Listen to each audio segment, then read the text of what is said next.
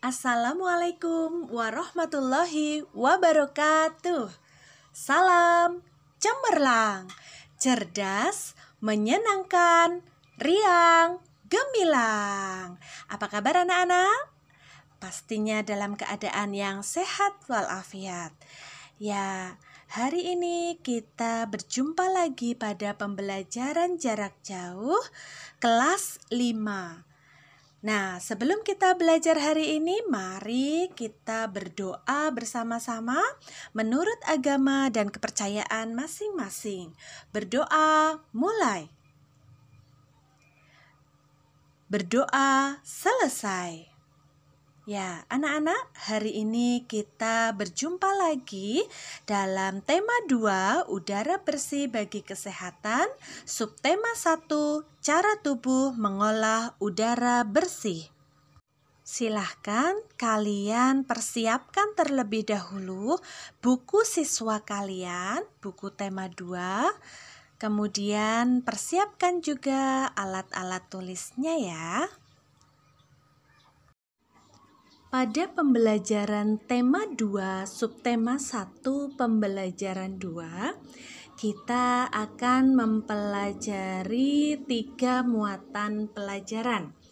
Yang pertama, muatan pelajaran IPA, yaitu KD 3.2 dan KD 4.2. Yang kedua, muatan bahasa Indonesia, ada KD 3.2 dan KD 4.2. Yang ketiga, muatan pelajaran SPDP KD 3.2 dan 4.2. Semua makhluk hidup bernafas. Makhluk hidup terdiri dari hewan, tumbuhan, manusia. Kita sebagai manusia, kita juga bernafas. Sistem pernapasan pada manusia memiliki tugas yang berat setiap hari. Manusia bernafas sebanyak 12 hingga 20 per menit yang berlangsung secara terus-menerus tanpa henti. Manusia bernafas untuk memasukkan udara ke dalam tubuh. Udara mengandung oksigen. Oksigen dibutuhkan untuk mendapatkan energi dari makanan. Energi itu menggerakkan semua proses kehidupan yang sangat penting bagi tubuh. Di dalam sistem pernapasan pada manusia, ada organ berupa saluran udara, pembuluh darah paru, paru-paru, dan otot pernapasan. Organ-organ inilah yang bertugas membantu tubuh dalam pertukaran gas. Pertukaran gas pun ada 2, yaitu antara udara dengan darah, serta antara darah dengan sel-sel di seluruh tubuh. Pada intinya, organ-organ tersebut membantu menyalurkan udara ke seluruh bagian tubuh. Fungsi organ pernafasan selain berperan dalam pertukaran udara dan gas, juga menyaring, melembabkan, dan menghangatkan udara yang masuk ke dalam tubuh. Selain itu, lebih jauh lagi, sistem pernapasan juga berperan dalam memelihara dan menyeimbangkan kondisi di dalam tubuh agar tetap stabil. Dalam istilah medis, kemampuan menyeimbangkan kondisi ini disebut homeostasis. Mari kita amati gambar berikut ya. Ini merupakan gambaran sistem pernapasan pada manusia. Bu Meni akan menjelaskan satu persatu bagian-bagiannya. Tolong dengarkan dan perhatikan baik-baik ya. Yang A, yaitu bagian tersebut dinamakan bagian hidung. Di dalam rongga hidung terdapat selaput lendir yang lengket yang melapisi rongga hidung. Fungsi selaput lendir ini adalah untuk menjebak partikel debu atau kotoran yang masuk ke hidung. Di rongga inilah terdapat bulu-bulu halus yang disebut silia. Gunanya untuk menghambat dan membuang partikel debu atau kotoran yang masuk keluar dari hidung. Caranya adalah melalui bersin. Gambar B disebut faring. Organ ini dilewati oleh makanan dan minuman saat proses menuju saluran pencernaan selanjutnya. Selain itu, faring juga berperan untuk kemampuan dalam berbicara. Bagian C disebut laring atau biasa disebut juga tekak atau jakun. Letaknya terdapat di bagian belakang faring. Laring ini terdiri atas 9 susunan tulang rawan berbentuk kotak. Laring berperan ganda, yaitu dalam hal pernapasan sekaligus dalam membantu berbicara. Bagian D disebut trakea. Trakea disebut juga batang tenggorok. Trakea merupakan jalan napas utama menuju paru-paru. Trakea terletak di bawah laring. Gambar yang ditunjukkan oleh huruf E disebut bronkus.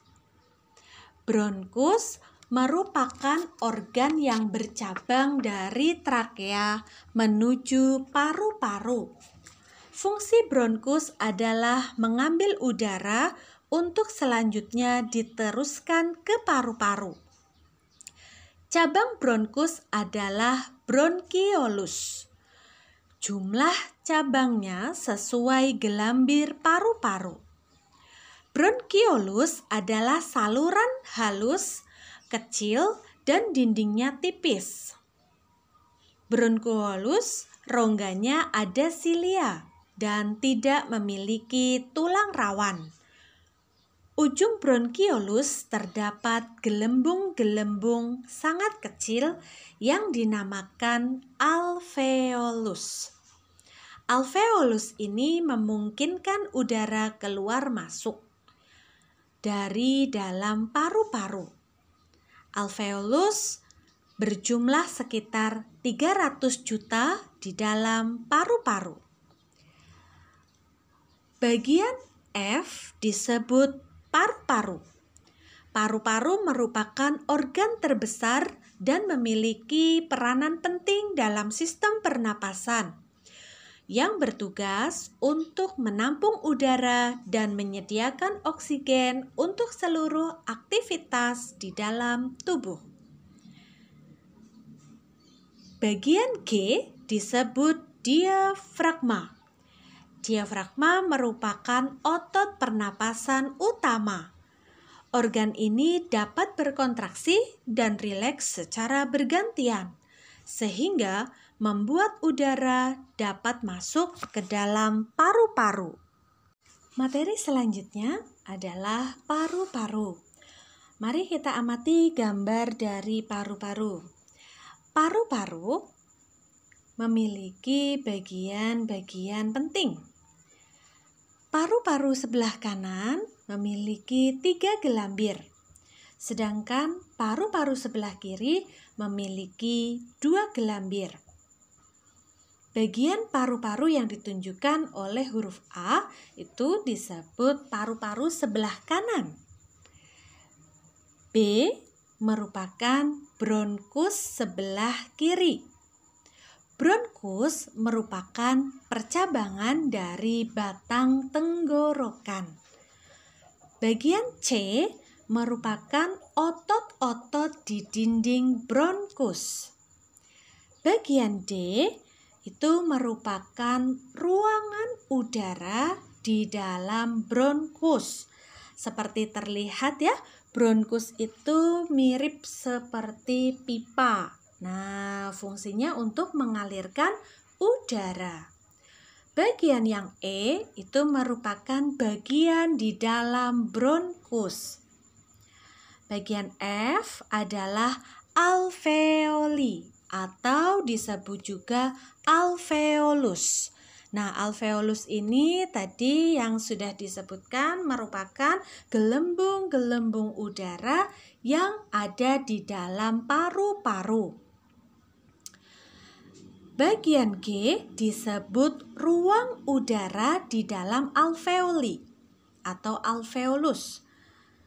Bagian H disebut pembuluh darah. Bagian I disebut bronchiola atau bisa juga disebut bronchiolus. Udara masuk ke dalam tubuh melalui lubang hidung, lalu masuk ke dalam batang tenggorokan. Batang tenggorokan adalah sebuah pipa mulai dari belakang hidung dan mulut, lalu turun ke paru-paru. Dari batang tenggorokan, udara masuk ke dalam paru-paru. Di dalam paru-paru, oksigen terserap ke dalam pembuluh darah halus. Sebaliknya, gas karbon dioksida dari pembuluh darah masuk ke dalam paru-paru dan selanjutnya dibuang saat kita menghembuskan nafas. Sekarang kalian akan melakukan kegiatan menulis muatan pelajaran bahasa Indonesia. Kalian telah membaca bacaan sistem pernapasan pada manusia. Dari bacaan tersebut, coba kalian buat pertanyaan menggunakan kata tanya. Apa, di mana, kapan, mengapa, dan bagaimana. Dan pertanyaan masing-masing kata tanya sebanyak 6 pertanyaan. Dari pertanyaan tersebut, tuliskan jawabannya. Tuliskan pertanyaan dan jawabanmu dalam bentuk tabel seperti berikut.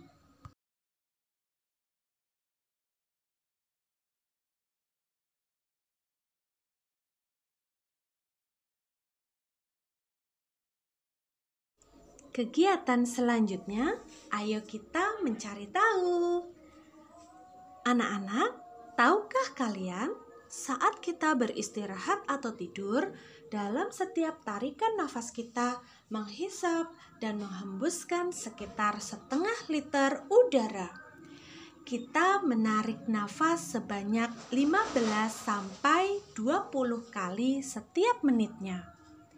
Sebaliknya, setelah beraktivitas berat, misalnya balapan lari, kita membutuhkan lebih banyak oksigen. Saat itu, kita menarik nafas lebih dalam dan lebih cepat. Dalam setiap tarikan nafas, kita menghirup udara sebanyak 3 liter atau lebih. Dalam setiap menit, kita menarik nafas sebanyak 50 kali atau lebih. Itulah sebabnya saat kita balapan lari, kita akan terengah-engah. Memasuki materi selanjutnya, muatan pelajaran SPDP, mari kita membaca teks bacaan tentang tangga nada diatonis mayor. Tangga nada merupakan susunan berjenjang, misalnya do, re, mi, fa, sol, la, si, do. Dalam seni musik, ada jenis tangga nada diatonis. Tangga nada diatonis terdiri atas 8 nada. Tangga nada diatonis dibagi lagi menjadi 2 jenis tangga nada, yaitu tangga nada mayor dan tangga nada minor. Tangga nada diatonis mayor memiliki interval atau jarak nada 1-1 setengah, 1-1-1 setengah. Perhatikan contoh urutan tangga nada diatonis mayor berikut.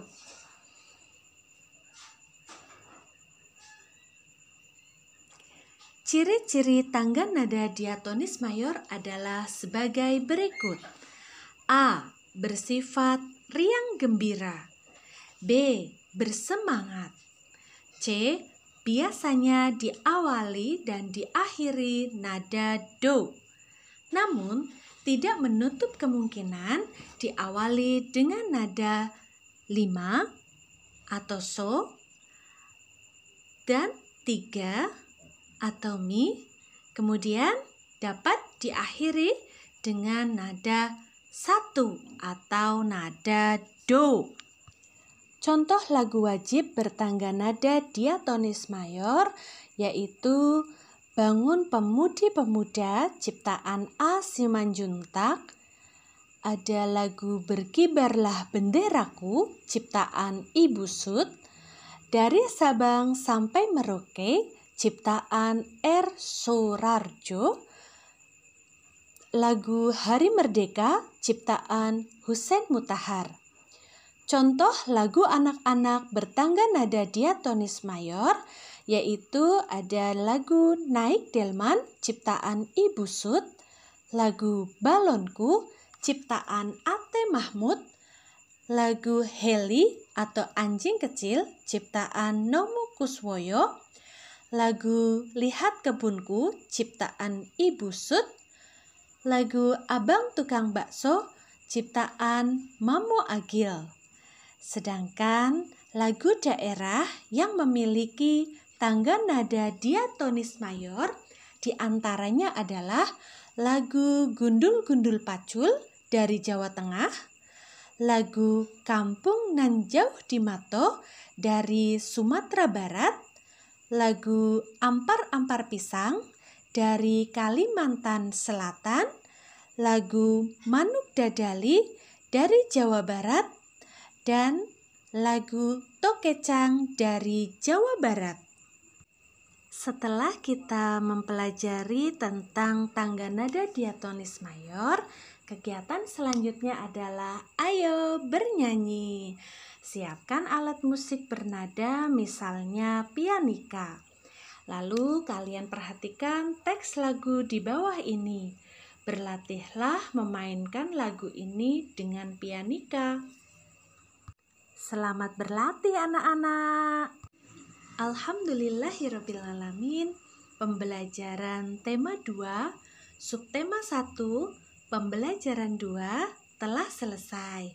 Terima kasih atas perhatiannya.